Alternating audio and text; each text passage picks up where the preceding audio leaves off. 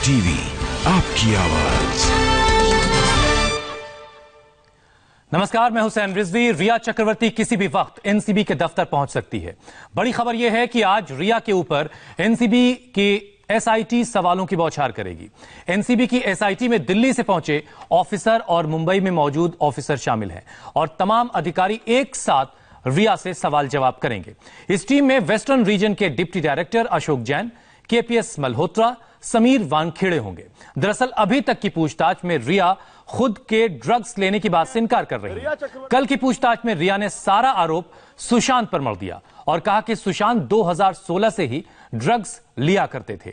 ऐसे में एनसीबी रिया से अब पूरा सच जानना चाहती है।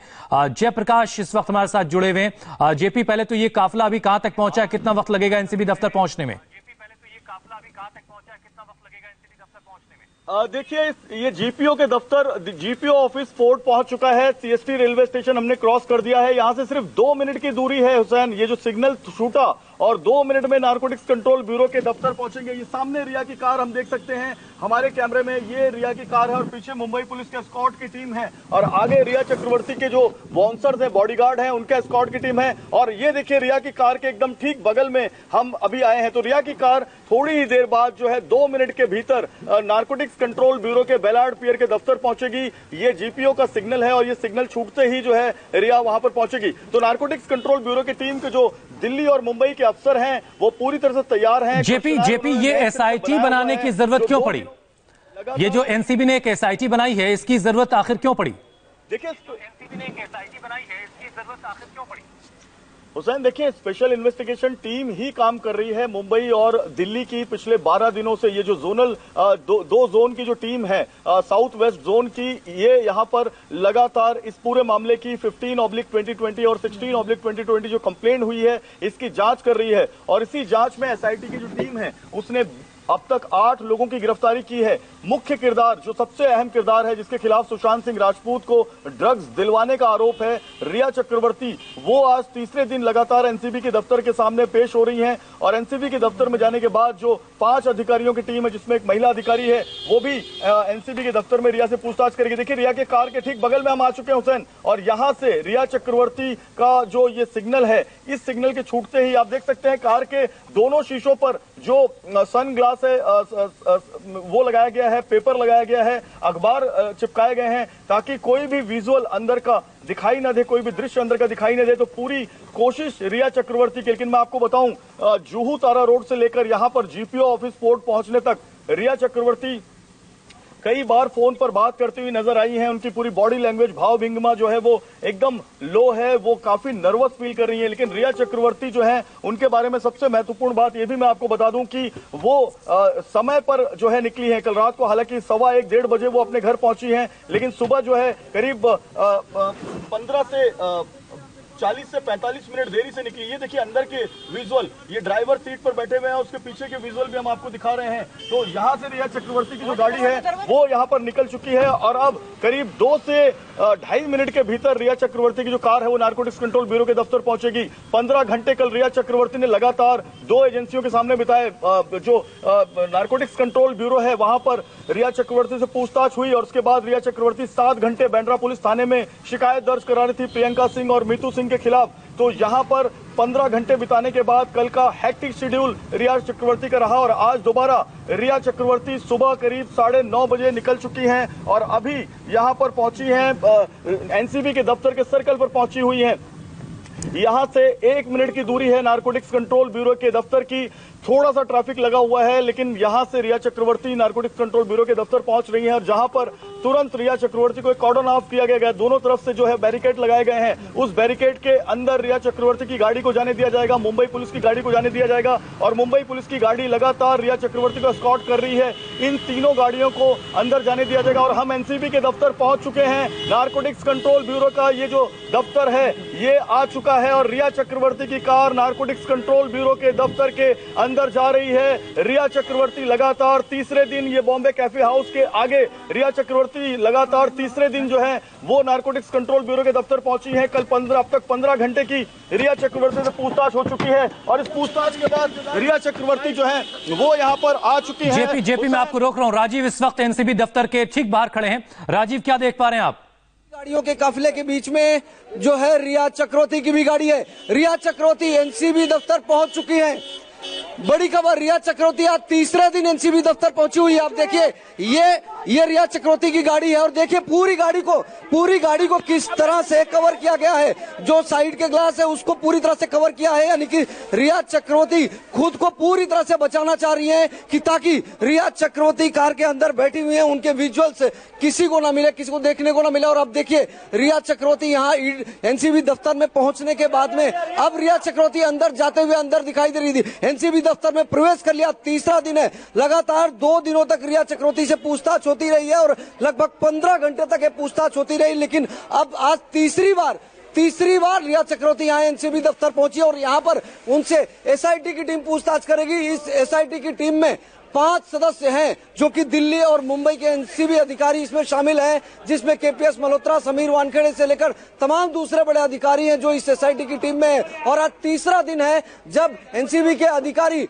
रिया चक्रवर्ती से पूछताछ करेंगे। अभी तक 2 दिनों की जो पूछताछ हुई थी उसमें लगातार 15 घंटे तक रिया चक्रवर्ती से पूछताछ की गई, लेकिन रिया चक्रवर्ती ड्रग्स के सेवन के आरोपों से साफ तौर पर इनकार करती रही है। लेकिन जब आज एसआईटी की टीम पूछताछ करेगी तो रिया चक्रवर्ती के लिए आसान नहीं होगा इन सवालों का जवाब देना, क्योंकि चारों तरफ से सवालों की बौछार की जाएगी रिया चक्रवर्ती पर। जब एसआईटी की टीम चारों तरफ से उन्हें बैठाकर पूछताछ करेगी, एक के बाद एक सवाल पूछे जाएंगे, ऐसे में रिया के लिए बिल्कुल ही आसान नहीं होगा और आज का दिन बहुत महत्वपूर्ण होने वाला है। और ये सबसे पहली तस्वीरें इस वक्त आप इंडिया टीवी पर देख पा रहे हैं। एक्सक्लूसिव तस्वीरें।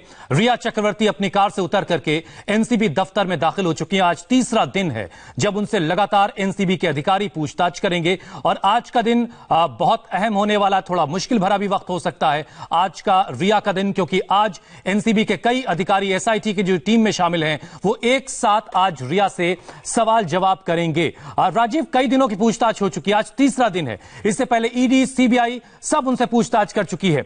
ऐसी कौन सी बातें हैं जिनके जवाब अभी मिलने बाकी हैं रिया से? कौन कौन से सवाल आज हो सकते हैं?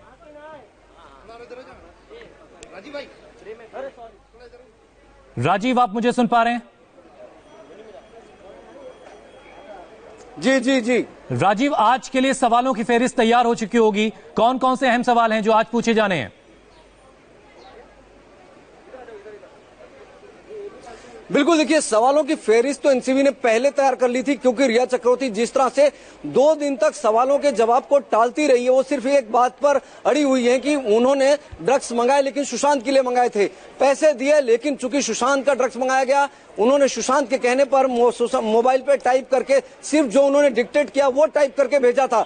जाहिर बात है कि आज जब उनसे पूछताछ होगी तो कड़ाई से पूछताछ हो सकती है और इसीलिए जो एसआईटी की टीम बनाई गई है, जिसमें 5 ऑफिसर हैं, वो एक के बाद एक लगातार सवाल करेंगे और ऐसे में रिया चक्रवर्ती को बिल्कुल ही मौका नहीं मिलेगा संभलने का, क्योंकि जब किसी भी शख्स को पूछताछ के दौरान मौका मिलता है तो उसे क्या जवाब देना है वो निश्चित तौर पर उसे सोचने भर का समय मिलता है, लेकिन आज पल भर का भी समय नहीं मिलेगा। उनकी बॉडी लैंग्वेज भी बिल्कुल अलग होगा जब उनसे पूछताछ होगा। ऐसे में रिया चक्रवर्ती कितना सच बोल रही है, कितना झूठ बोल रही है, वो सिर्फ उनके जवाब ही नहीं, उनके बॉडी लैंग्वेज भी बताएंगे। और यही वजह है कि आज एनसीबी ने कल जब क्रॉस एग्जामिन किया गया था उसमें भी उन्होंने उन सवालों का जवाब नहीं दिया था जो कि ड्रग्स के कंजम्पशन से जुड़े हुए थे, लेकिन आज एक तीसरी तरह से कह सकते हैं कि एक नई स्ट्रेटजी अपनाई है एनसीबी ने और पूरी जो एसआईटी है 5 सदस्यों की वो पूछताछ करेगी और उसमें ये चीजें निकल कर आएंगी कि किस तरह से रिया जो है इस पूरे सिंडिकेट को ऑपरेट कर रही थी, क्योंकि अभी तक रिया की स्ट्रेटजी देखें तो उन्होंने शुरुआत से इस बात को खारिज किया है कि वो ड्रग्स के सिंडिकेट से जुड़ी हुई है, लेकिन जब व्हाट्सएप चैट वायरल हुए और खास तौर पर वो चैट जिसमें वो कह रही थी कि उन्होंने कभी इतना हार्डकोर ड्रग्स नहीं लिया, इसके पहले उन्होंने एमडीएमए इस्तेमाल किया था, तो व्हाट्सएप ग्रुप की चैट में खुद रिया इस बात को मान रही थी कि उन्होंने कोई कोई एक ड्रग्स ली है, बहुत हार्ड ड्रग्स नहीं ली, लेकिन उसके बाद अब वो लगातार सिरे से खारिज कर रही हैं। 2 दिन की पूछताछ जेपी हो चुकी है, आज तीसरा दिन है, और अगर रिया सच नहीं बोल रही हैं तो क्या एनसीबी की टीम, एसआईटी के जो अधिकारी हैं, वो किसी तरह के साइंटिफिक टेस्ट का भी सहारा ले सकते हैं क्या? बिल्कुल ले सकते हैं हुसैन। देखिए, जो नारकोटिक्स कंट्रोल ब्यूरो का ये जो दफ्तर है, नारकोटिक्स कंट्रोल ब्यूरो की जो बिल्डिंग है, अंदर रिया चक्रवर्ती चली गई हैं और लगातार हम रिया चक्रवर्ती के साथ जो है हम फॉलो कर रहे थे। और साथ ही एक सबसे महत्वपूर्ण बात, रिया चक्रवर्ती गाड़ी में फोन पर लगातार बात कर रही थी। तो आज बहुत अहम दिन है रिया चक्रवर्ती के लिए, क्योंकि आज उनको कॉन्फ्रेंट कराया जाएगा, आमने सामने की पूछताछ की जाएगी और इस पूछताछ में रिया चक्रवर्ती को गिरफ्तार भी किया जा सकता है। जो एनसीबी के सूत्रों की खबर है, रिया चक्रवर्ती के खिलाफ तमाम जो सबूत हैं एनडीपीएस कानून के, वो एनसीबी को मिल चुके हैं। और जो 2 अलग अलग कंप्लेंट हुई हैं, दोनों कंप्लेंट में रिया चक्रवर्ती के ड्रग चैट का जिक्र है। 3 अब तक जो इसमें आरोपी पकड़े गए हैं रिया चक्रवर्ती से संबंधित, जिसमें एक उनके भाई शौविक हैं, सैमुअल मिरिंडा और दीपेश सावंत, तीनों ने रिया चक्रवर्ती का नाम लिया है। इसलिए बहुत अहम दिन है आज नारकोटिक्स कंट्रोल ब्यूरो के बेलाड पियर के इस दफ्तर में, और आज रिया चक्रवर्ती का तीसरा दिन है और बहुत अहम दिन है। जेपी, जो मुख्य किरदार हैं शौविक, सैमुअल मिरांडा, रिया से आपने बताया कि आज एसआईटी की टीम खुद पूछताछ करेगी, तो शौविक और सैमुअल से या इसके अलावा जो और किरदार हैं इस पूरे ड्रग्स नेक्सस के, उनसे क्या सेम टीम पूछताछ कर रही है या कोई और टीम पूछताछ कर रही है? हुसैन, देखिए, कुल मिलाकर जो है 4 टीमें हैं, जिसमें जो समीर वानखेड़े की टीम है, जो मुंबई जोनल के डेप्यूटी जो असिस्टेंट डायरेक्टर हैं, वो अंदर मौजूद है, जोनल डायरेक्टर। और इसके अलावा जो केपीएस मल्होत्रा है, जो ऑपरेशन एनसीबी के डीडी हैं, डेप्यूटी डायरेक्टर हैं, वो अंदर मौजूद हैं। तो अलग अलग टीमों में अलग अलग किरदारों को बांटा गया है। सैमुअल मिरिंडा से एक टीम पूछताछ करती है, उसी वक्त एक टीम जो है दीपेश सावंत से पूछताछ करती है, और उसी वक्त एक टीम जो है वो शौविक से पूछताछ करती है। लेकिन जब सभी को आमने सामने बिठाना होता है हुसैन, तो सभी जो टीमें हैं वो एक बड़े कमरे में आती हैं, जहां पर सभी जो आरोपी हैं उनको बिठाया जाता है, और जब किसी नए संदिग्ध आरोपी को लाया जाता है या किसी नए जो शख्स को लाया जाता है, किरदार को लाया जाता है, तो उनके सामने बिठाया जाता है। उस वक्त सारे अधिकारी मौजूद होते हैं और वो स्पेशल इन्वेस्टिगेटिंग टीम वहां पर सबसे पूछताछ करती है हुसैन। और क्या जब सवाल जवाब होते हैं जेपी, तो क्या उसकी वीडियोग्राफी भी होती है या फिर सवाल जवाब नोट डाउन किए जाते हैं कि सैमुअल ने फला सवाल का जवाब फला दिया था और शौविक ने फला बात का जवाब फला दिया था, और जब आपस में सबका मिलान किया जाता है तो ये देखा जाता है कि कौन आदमी किसका बयान किससे विरोधाभास कर रहा है? ये चीज कैसे चेक होती है? हुसैन, देखिए, जो क्वेश्चनर है, कई बार प्रश्नावली बनाकर रखी जाती है। शौविक के केस में प्रश्नावली बनाकर रखी गई थी, रिया के केस में प्रश्नावली बनाकर रखी गई थी। सैमुअल मिरिंडा को अलग से जब पूछताछ किया गया तो सैमुअल मिरिंडा ने शुरू में ही ये एक्सेप्ट कर लिया था कि वो ड्रग्स लाता था। उसके एक्सेप्ट करने के बाद प्रश्नावली नहीं बनाई गई। तो यहां पर सबसे महत्वपूर्ण है, नोटिंग की जाती है, पेपर होता है और पेपर पे सारी चीजें लिखी जाती हैं, और इसी पेपर के अधिकार पर जो है उसी जानकारी के अधिकार पर दूसरे जो किरदार होते हैं उनसे पूछताछ की जाती है। जब रिया चक्रवर्ती को पूछताछ के लिए लाया गया था, उस वक्त सैमुअल मिरिंडा का बयान था, उस वक्त शौविक का बयान था, 5 पैडलर के बयान थे। बाद में अनुज जो है उसको गिरफ्तार किया गया, तो अनुज के खिलाफ जो सबूत थे, ये सारी बातें रिया को दिखाई गई। तो आज अनुज से भी जो है रिया चक्रवर्ती को कॉन्फ्रेंट कराया जाएगा। रिया चक्रवर्ती का अनुज के साथ में भी आमना सामना होगा। अनुज गोवा के और कर्नाटक के ड्रग पैडलर्स के संपर्क में था, वो खुद एक ड्रग पैडलर है। तो अनुज की और रिया की कभी मुलाकात हुई है? गौरव आर्या के रिजॉर्ट में मुलाकात हुई है। कहां पर मिली रिया चक्रवर्ती अनुज को? इन तमाम सवालों को लेकर रिया से अनुज के बारे में भी जानकारी ली जाएगी। तो रिया से आज 4 किरदारों के बारे में जानकारी ली जाएगी, और रिया के खिलाफ जो सबूत हैं, 4 किरदारों को जो बयान है, फॉरेंसिक एविडेंस है, इलेक्ट्रॉनिक एविडेंस है, फाइनेंस एविडेंस है, सर्कमस्टेंसेस एविडेंस है, इन तमाम एविडेंस को रिया के सामने रखा जाएगा, और रिया चक्रवर्ती के खिलाफ जो सबूत है वो उनको दिखाकर उनकी गिरफ्तारी भी की जा सकती है, हो सकती है, क्योंकि कल बहुत मुमकिन है। और जैसा कि जेपी बता रहे हैं कि बहुत मुश्किल वक्त आज का हो सकता है रिया चक्रवर्ती के लिए। राजीव, बहुत सारे एक्सपर्ट से हम बात कर रहे थे, वो लगातार ये कह रहे हैं कि जिन बिनाओं पर शौविक और मिरांडा को गिरफ्तार किया गया है उसी आधार पर रिया की गिरफ्तारी हो सकती है, लेकिन 2 दिन हो गए अब तक गिरफ्तारी नहीं हुई है। इसकी वजह क्या बताई जा रही है?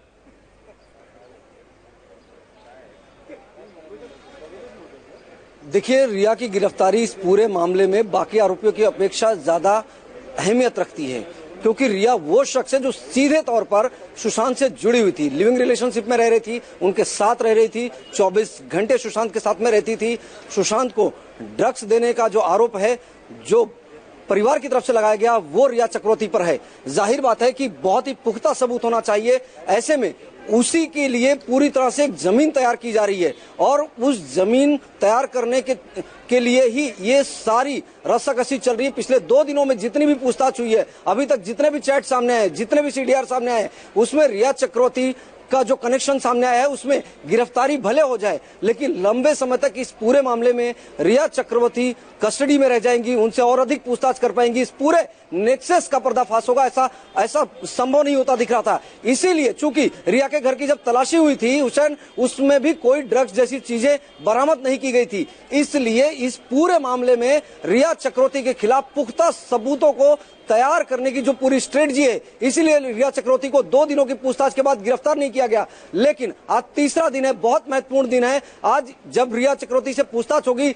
एसआईटी की टीम पूछताछ करेगी। रिया चक्रवर्ती अभी तक शुरुआती पूछताछ में ये बात कहती रही है कि उन्होंने ड्रग्स मंगाए, सुशांत के लिए मंगाए, सुशांत ने जो डिक्टेट किया वो व्हाट्सएप चैट उन्होंने टाइप करके भेजा, उन्होंने पैसे दिए, क्रेडिट कार्ड से दिए, लेकिन खुद ड्रग्स नहीं लिया। आज एसआईटी की जो पूछताछ होगी, उसमें जो खुलासा होगा, उसमें जो बातें सामने वो बहुत आएगी, अहम हो सकता है। एक बड़े इंतजार करते हैं कि आज की पूछताछ में क्या बातें सामने आती हैं और क्या आज गिरफ्तारी हो सकती है। ये भी सवाल अहम है, क्योंकि 2 दिन की पूछताछ हो चुकी है और कम से कम व्हाट्सएप ग्रुप पर जो बातें हो रही हैं, उससे ये जरूर दिख रहा था कि रिया ने ड्रग्स खुद ली हैं, रिया ने ड्रग्स मंगवाई हैं। ये बात वो कबूल भी कर चुकी हैं। अतुल सिंह भी हमारे साथ हैं। अतुल, सीबीआई, ईडी सब लगातार पूछताछ कर चुकी है। ये सारी एजेंसीज जब पूछताछ करती होंगी, उनको जो इनपुट्स मिलते होंगे वो दूसरी एजेंसीज के साथ भी शेयर करती होंगी। तीसरा दिन है जब आज एनसीबी पूछताछ करेगी। इस तरह के मामले जो पहले कभी आपने देखे हो, कितनी लंबी पूछताछ चलती रही है आमतौर से, और आज क्या आपको लग रहा है कि पूछताछ का जो काम है वो कंप्लीट हो जाएगा, कंप्लीट हो सकता है और आज गिरफ्तारी हो सकती है?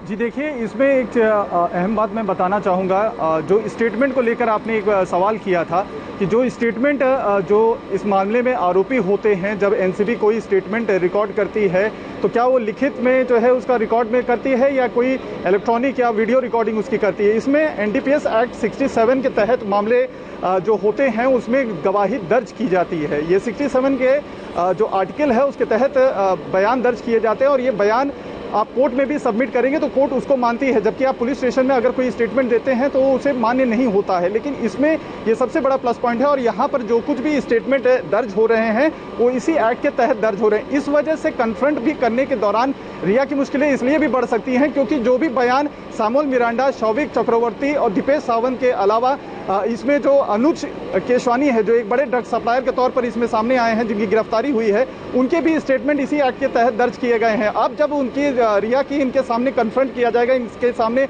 पूछताछ होगी तो वो बयान ऑफिशियली वहां पर होगा जिसे वो कमिट या जो है उससे इनकार नहीं कर सकती है, और अगर उसमें कोई विरोधाभास रहेगा तो साफ तौर पे पता चल जाएगा।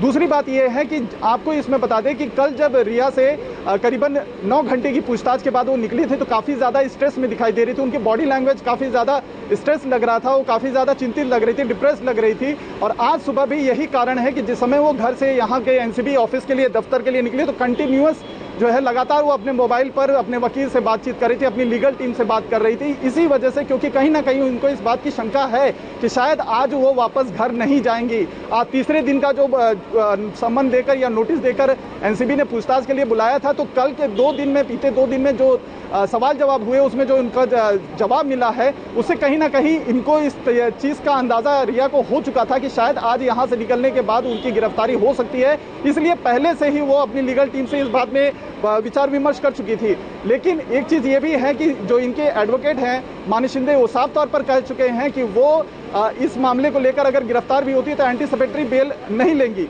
तो घटनाक्रम काफी तेजी से हुसैन यहाँ पर बदल रहा है। और जहां तक ये सवाल है कि इस ये जज्बाती बात कही गई थी कि अग्रिम जमानत के लिए कोई याचिका नहीं लगाई गई है और वो हर तरह की सजा अपनी मोहब्बत के लिए भुगतने को तैयार हैं। जेपी, इसके अलावा अतुल सिंह और राजीव, 3 संवाददाता इस वक्त हमारे साथ लगातार बने हुए। एक और बड़ी खबर आ रही है इसी से जुड़ी हुई, आपको देंगे ब्रेक के बाद। ब्रेक हम बाद में लेंगे। बड़ी खबर आपको बता दें, रिया के वकील, दवा और ड्रग्स के कॉकटेल से सुशांत की मौत मुमकिन है, यह रिया के वकील की तरफ से कहा गया। प्रियंका ने बैन दवा सुशांत को प्रेस्क्राइब करवाई थी। रिया के वकील सुशांत की फैमिली पर बड़ा इल्जाम लगा रहे हैं।